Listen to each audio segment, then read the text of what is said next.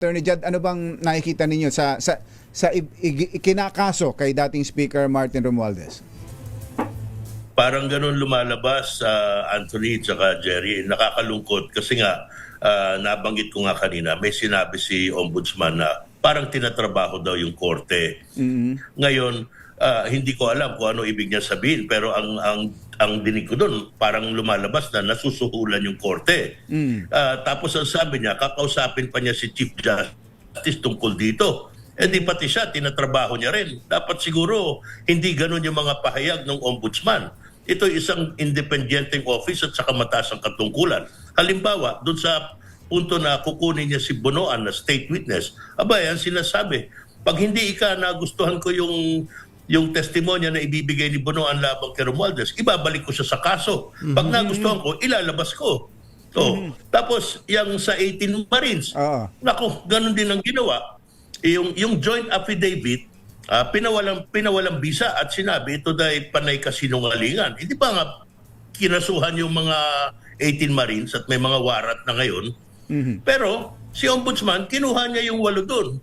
Pinagawa ng mga affidavit laban kay Romualdez at ito siyang gagamitin. Ngayon, ito pa, doon sa 8 yun, yung 3, merong mga paratang laban kay Senator Chis Escudero nandun sa joint affidavit. Bakit yun ay hindi na sinama dito sa mga bagong affidavit laban kay Romualdez? So, parang hindi maganda at kanya'y talagang matagal niya na kasing tinuturo yan si Romualdez eh. O kung bakit ngayon biglang bumulusok itong kaso ni Romualdez, kung naalala nyo, bago magsona, doon pa lang niya inanunsyo na magpe-preliminary investigation. Bakit ganun? Eh ilang buwan niya na yung tinatrabaho yung kaso ni Romualdez. So, kahina-hinala itong mga pinapakita ng ombudsman. Huwag niyong kalimutan, ako naging biktima rin ng opisinang yan. Pag yan talaga, hindi niyo sinita, madaling maabuso ang makapangyarihan yan. Yan lang sasabihin mong tinatrabaho yung Sandigan Bayan. Ano ang ibig niya sabihin? Nasusuhulan? Isa lang yung nakuha niyang boto kasi yung bail, no, yung piyansa binigay kay Senator Revilla na alam natin katunggali nila sa politika. Isa lang nakuha niyang boto. Sinasabi parate na nahihirapan daw siya kasi yung mga abogadong kalaban nila, mga bayaran at matataas ang bayad, magagaling, ganun. Alam mo, Anthony, Jerry, I'm sorry to say, pero ang karanasan ko, natatalo ka sa korte pag ang kaso mo bulok. Pag mahina yung kaso mo, talo ka. Huwag mo sasabihin, pupunta-punta ka doon, tapos sasabihin mo, bayaran yung referee. Anong klase yun? Attorney, attorney. Pati kang abogado yan si Boying Remulla, nagtataka ako, bakit ganyan yung pahayag? Hindi maganda. Yung pong statement ni Ombudsman na yun, anong tingin niyo magiging epekto sa mga justices ng Sandigan Bayan? Ito po ba makaka-intimidate sa kanila? Or magpapagalit sa kanila, makapag-aantagonize sa kanila? Alam mo, Katunying, si Ombudsman Remulla, matagal na niyang kakilala yung mga justice na yan. Siya, huwag niyong kalimutan, naging congressman yan, naging secretary pa, nakaupo yan sa JBC, naging malapit yan kay Chief Justice. Kaya dapat yan, kung sa akin lang, kung ako si Chief Justice, lalayuan ko yan. Alam ko si Chief Justice, stricto yan. Kaya walang kaibigan dyan. Hindi ka pwedeng basta-basta lumapit sa kanya, makipag-usap. Pag nakita mo siyang kumakain doon, yung babayaran mo yung kinakain niya, hindi po pwede yung mga ganun sa kanya. So, dapat maging maingat na maingat tayo dito sa mga pinapakita ni Ombudsman. Yung sinasabing tinatrabaho, paratang yan That's an accusation of corruption. Dapat siya itanungin at idisiplina kung yan ang tinutukoy niya. Okay, o di kaya ilabas niya kung ano ba yan. Hindi po. Babalikan ko yung sir, babalikan ko yung tanong ko.